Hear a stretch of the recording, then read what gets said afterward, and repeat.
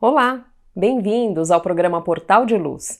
Os governantes e orientadores do plano espiritual, que regem e organizam a vida pública dos desencarnados nas colônias espirituais, são sempre aqueles que mais trabalham pelo bem comum e menos descansam. E justamente eles conquistam esse posto porque são o maior exemplo dos valores cristãos que eles próprios pregam. Hoje, que é véspera de votação, vamos refletir sobre como podemos nos espelhar no plano espiritual para que pouco a pouco possamos, aqui também, no nosso mundo fenomênico, aperfeiçoar a nossa sociedade. Mas antes, vamos ouvir juntos a prece na voz de Chico Xavier. Cultivando paciência, se você foi vítima de preterição em serviço, reconhecerá que isso aconteceu em favor da sua elevação de nível. Se perdeu o emprego ante a perseguição de alguém que lhe cobiçou o lugar, creia que alcançará outro muito melhor.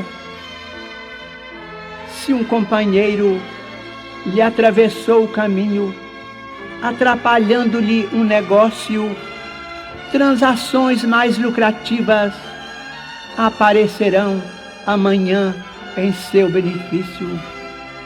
Se determinada criatura lhe tomou a residência, manejando processos inconfessáveis, em futuro próximo terá você moradia muito mais confortável. Se um amigo lhe prejudica os interesses, subtraindo-lhe oportunidades de progresso e ajustamento econômico, guarde a certeza de que outras portas se lhe descerrarão mais amplas aos anseios de prosperidade e de paz.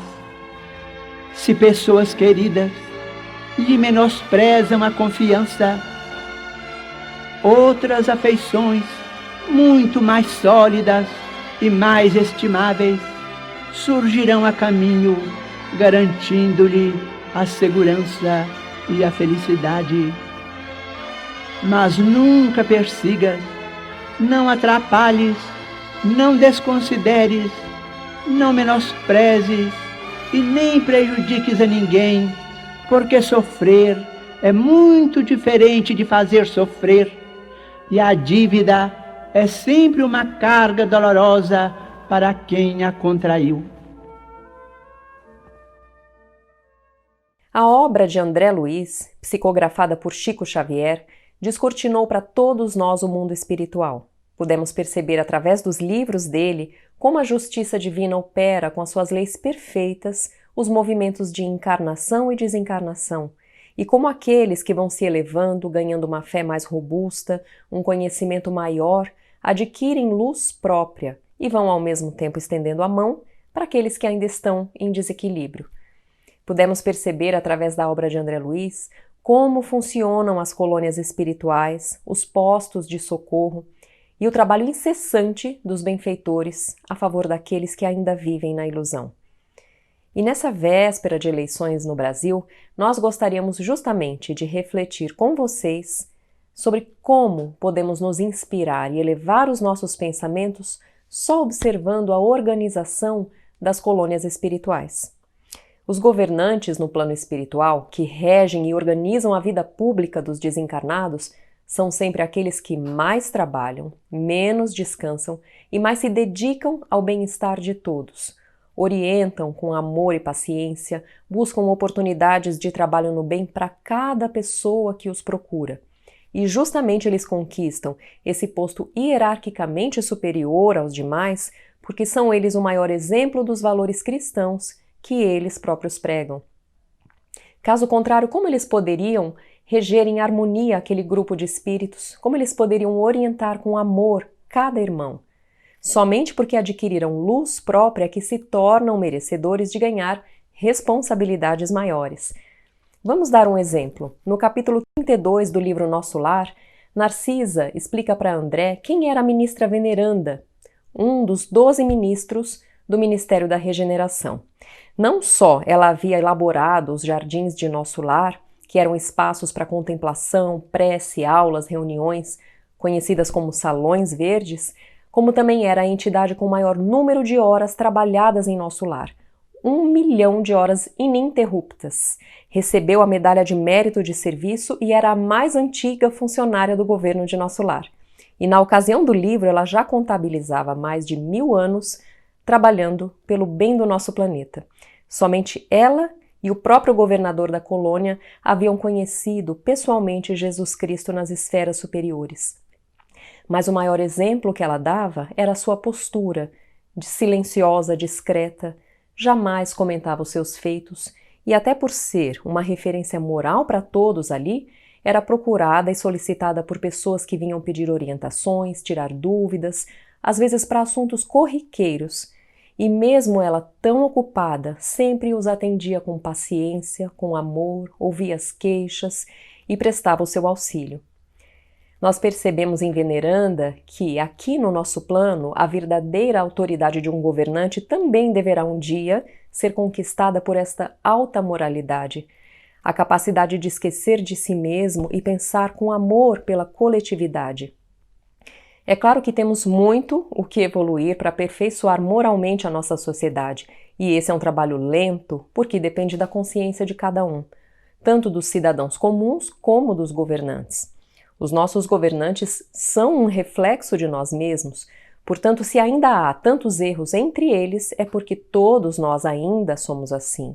Cabe a cada um corrigir a si mesmo, abolir da vida pessoal as pequenas falhas de caráter, a falta de respeito ao próximo, o egoísmo, antes de apontar para o erro de um governante. Isso depende do despertar espiritual de cada espírito encarnado, através do estudo de si mesmo e das leis de Deus. Jesus nos exemplificou tão bem com a passagem da mulher adúltera, quando pediu aos senhores que atirassem a pedra, caso não tivessem eles mesmos nenhum pecado. E ainda assim, todos nós temos até os dias de hoje uma insistência em notar e em comentar os erros cometidos pelos outros, ao invés dos erros que nós cometemos. Mas somente quando nós iniciarmos a nossa própria jornada evolutiva com humildade e com persistência, é que vamos estar de verdade melhorando a nós mesmos e, por consequência, ajudando a evolução da nossa sociedade humana. Nessa véspera de eleições no Brasil, vamos refletir sobre o nosso papel como cidadãos que devem nutrir valores no bem, na ética, no respeito ao semelhante, antes de cobrar luz no nosso próximo, seja esse próximo um governante ou alguém do nosso círculo. Aquele que iremos eleger amanhã não serão perfeitos, como também nós não somos, mas cabe a cada um de nós aperfeiçoar a si mesmo e desenvolver o desejo sincero de auxiliar o nosso semelhante. Nós vamos finalizar esse assunto com uma poesia de Castro Alves, psicografada por Chico Xavier e que fala do nosso país, para nos inspirar para o dia de amanhã. O berço da Renascença era um viveiro de sóis consagrado ao pensamento dos gênios, santos e heróis. Nos braços de Portugal, que lhe deu ao pé dos Andes visões de altura imortal. Chega a ilustre caravana, Lisboa é a voz soberana. Tomé de Sousa conduz, no entanto, entre os companheiros, o armamento dos obreiros. Era a mensagem da cruz. O ensinamento de Cristo faz-se verdade e clarão nas forjas em que se erguia o país em ascensão. Nóbrega, Anchieta, Gregório espalham no território o Evangelho do Senhor, e o Brasil grava na história a fé cristã por vitória. Traduzida em paz e amor nos domínios do universo, ninguém evolui a sós. A humanidade na Terra é a soma de todos nós. Mas, de olhar alçado aos cimos por súplica, repetimos em Brasília aos céus de luz. Brasil de perenes brilhos, pela união dos teus filhos, Deus te conserve em Jesus. Vamos agora para um breve intervalo e voltamos já.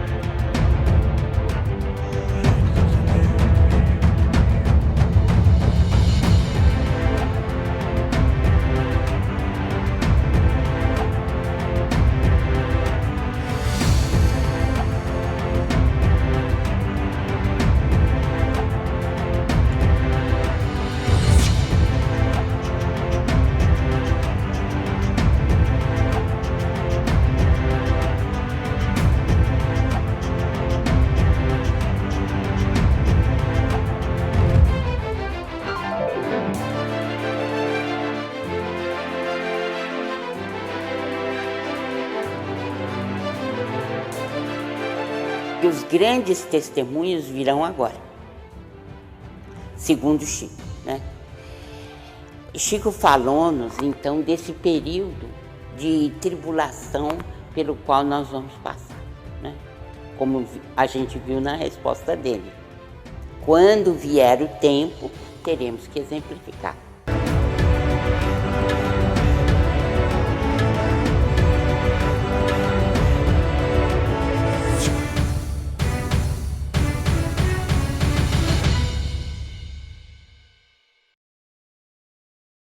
A Creche Lar do Alvorecer é uma entidade assistencial mantida pelo Grupo Espírita Caibar Schutel.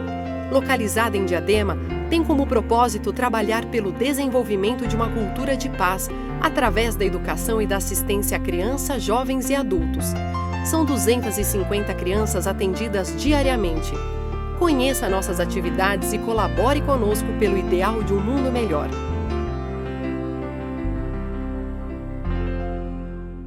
Olá! Agora nós vamos ouvir a nossa amiga Sandra Marinho no quadro Educa a Tua Alma. Queridos amigos, queridas amigas, hoje eu trago um tema que me incomoda bastante. Sabem qual é? Bem, na verdade não se trata apenas de uma questão isolada, pois o preconceito está sempre de braço dado com tantos outros comportamentos errados que cultivamos, os quais não contribuem nada para a nossa evolução, para a nossa reforma íntima. Se procurarmos verificar no dicionário o significado de preconceito, é a ideia ou conceito formado antecipadamente, sem fundamento ou imparcial.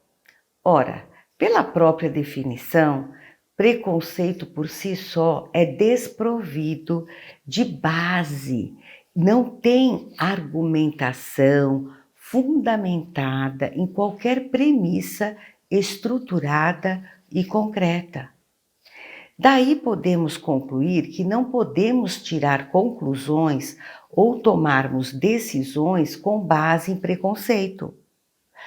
Isto é muito grave, não apenas no campo pessoal de cada um, mas também para toda a sociedade, que, despreocupada com as consequências, comete tantas injustiças, desvaloriza o que realmente é importante e deixa passar oportunidades valiosas para todos os seus membros. Uma lição contada no livro Pontos e Contos, de Humberto de Campos, psicografado por Chico Xavier, conta um episódio bem interessante, um episódio real, acontecido com um homem chamado Cipriano Neto. Cipriano se converteu ao espiritismo após obter uma mensagem de seu filho desencarnado por intermédio de um médium numa casa espírita. Pelos detalhes da mensagem, ele não teve dúvidas que se tratava do seu filho, que vivia agora numa outra vida, numa outra dimensão na espiritualidade. Assim, dotado de uma inteligência avantajada que ele era, passou a dedicar-se ao estudo da doutrina espírita e, agradecido, resolveu servir a ela por meio da escrita e do verbo. Aceitou o primeiro convite para proferir uma conferência, onde ele teve a oportunidade de falar sobre a sua própria experiência e também discorrer sobre a importância da caridade. Ao final da palestra, ele recebeu elogios, foi muito aplaudido, felicitado.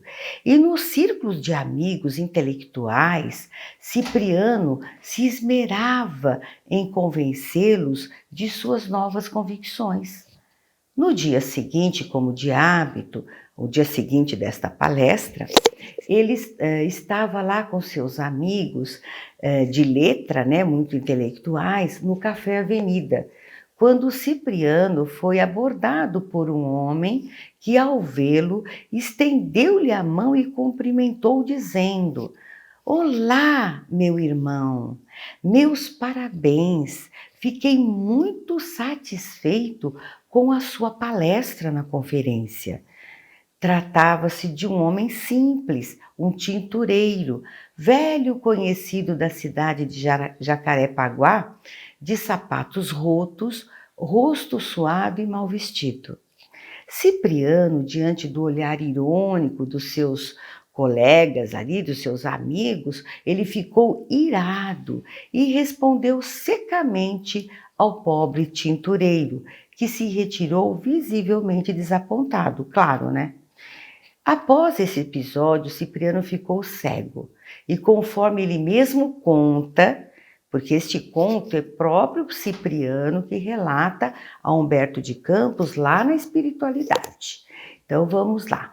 Ele mesmo reconheceu: cegavam-me ainda velhos preconceitos sociais e a ironia dos meus companheiros calou-me fundo no espírito. Cipriano voltou à aspereza antiga e reduziu a dedicação à doutrina apenas ao reduto doméstico. Ou seja, depois daquele episódio, ele ficou envergonhado com a atitude preconceituosa e afastou-se das reuniões públicas e tudo mais e reduziu então a prática da doutrina apenas na sua intimidade doméstica.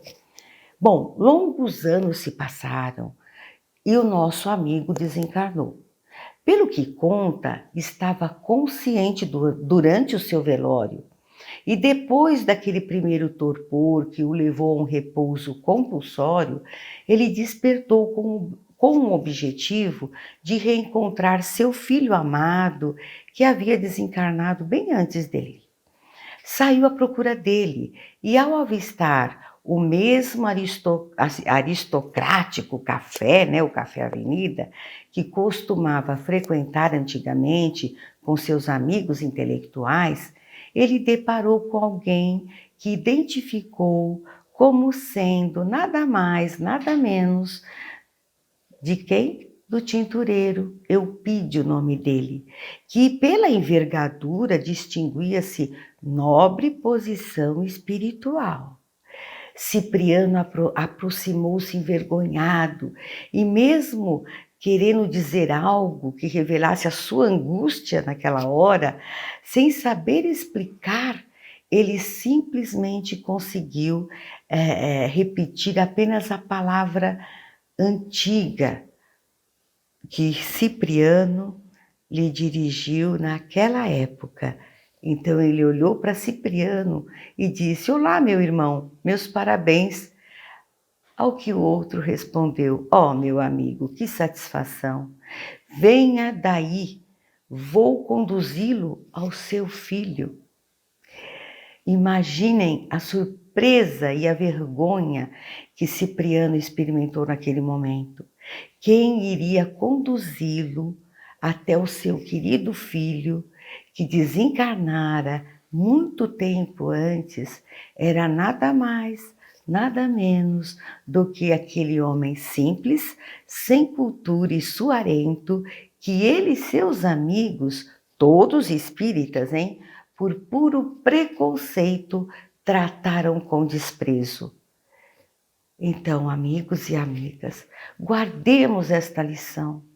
Infelizmente, no atual estágio evolutivo em que nos encontramos, o preconceito ainda está impregnado no nosso caráter. Sustentamos, infelizmente, a prepotência de achar que somos melhores ou estamos acima dos simples mortais. É necessário que vigiemos nossos pensamentos no sentido de banir todo aquele que nos chega impregnado de notas de preconceito. Aliás, quem perde agindo com preconceito é a própria pessoa que externa este grande mal da alma. No caso contado por Humberto de Campos, a grande lição mostrou a Cipriano o quanto ele estava enganado e que seu preconceito o deixou completamente cego em relação aos nobres valores morais do amigo tintureiro. Preconceito, gente, não combina com Jesus. Um grande abraço e até o próximo encontro. Vamos ouvir agora o nosso amigo Maida com o Momento Doutrinário. Olá, amigas e amigos, sejam bem-vindos a mais um encontro do Momento Doutrinário. Hoje convidamos a todos que nos acompanham neste encontro semanal para refletirmos a respeito da destruição dos seres vivos uns pelos outros, conforme consta no livro A Gênese, no capítulo 3, itens 20 ao 24. Relatam os espíritos que, dentre as leis da natureza, a destruição recíproca dos seres vivos é uma das leis que, à primeira vista, menos parecem se conciliar com a bondade de Deus. Esta afirmação poderá nos levar à seguinte pergunta: por que Deus criou nos seres vivos a necessidade de se destruírem mutuamente? Para se alimentarem à custa uns dos outros? Aos materialistas, isto demonstra uma imperfeição de Deus. Portanto, Deus, na opinião deles, não é perfeito e, portanto, não existe. Os materialistas medem a sabedoria divina pela própria opinião e julgam que Deus não poderia fazer coisas melhores do que eles mesmos fariam. não conseguem apreciar o conjunto, não compreendem que um bem real possa sair de um mal aparente.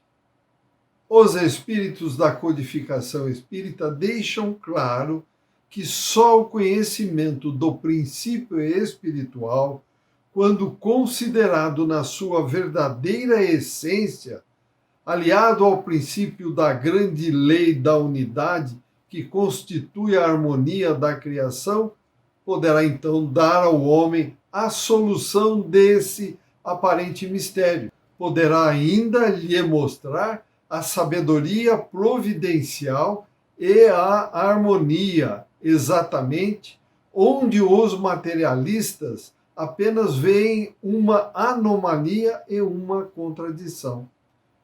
Todos os seres humanos estão aptos a conhecer profundamente esta verdade? Não. Os seres humanos somente conhecerão profundamente essa verdade quando o seu espírito tiver chegado a um grau adequado de maturidade. Lembramos que a vida verdadeira, tanto do animal como a do homem, não está no invólucro material e tampouco está no vestuário. Onde está a verdadeira vida? No princípio inteligente, que pré-existe e sobrevive ao corpo, o espírito. Esse princípio tem necessidade do corpo físico para se desenvolver através do trabalho que ele obrigatoriamente tem que realizar através da interação com a matéria bruta. Sabemos que o corpo físico se desgasta nesse trabalho árduo, mas o espírito não, ao contrário, sai dele cada vez mais forte, mais lúcido e mais capaz. Qual a importância, então, de que o espírito troque mais ou menos frequentemente de envoltório, o corpo físico? Tomemos o seguinte exemplo. Quando trocamos de roupa, muitas vezes em um ano, deixamos de ser cada um de nós mesmos? Deus, através do espetáculo incessante da destruição, ensina aos homens que o valor do envoltório material, o corpo físico, é relativo. E, ao mesmo tempo, ele infunde nos homens a ideia da vida espiritual e mais. Faz com que os homens desejem a vida espiritual como compensação pelas dificuldades enfrentadas aqui na vida física. Alguns de nós poderíamos perguntar: Deus não poderia chegar aos mesmos resultados por outros meios sem que os seres vivos se autodestruíssem? Entretanto, meus amigos e amigas, devido à nossa falta de adiantamento espiritual, não temos como penetrar nos desígnios de Deus. Sendo Deus infinitamente justo e sábio, procuremos em tudo sua justiça e sabedoria, e curvemo-nos diante daquilo que ultrapassa o nosso entendimento. Qual seria a primeira utilidade que se apresenta dessa destruição?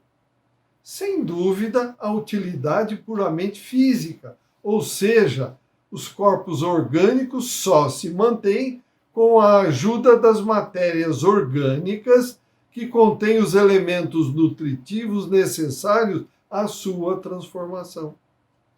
O princípio inteligente, o espírito, para evoluir, necessita de constantemente ocupar um novo corpo.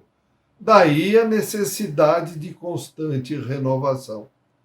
Então é o corpo que se alimenta do corpo, porém o espírito não é destruído e nem alterado. Ele, espírito, apenas deixa o envoltório físico, o corpo material. Obrigado pela sua companhia, saúde, paz, harmonia, equilíbrio. Até o próximo encontro, quando concluiremos as reflexões a respeito das considerações morais na luta pelo desenvolvimento espiritual. Até lá. Estamos encerrando o programa de hoje por aqui. Mandem os seus comentários e sugestões de temas para o nosso e-mail portaldeluz@folhaespirita.com.br.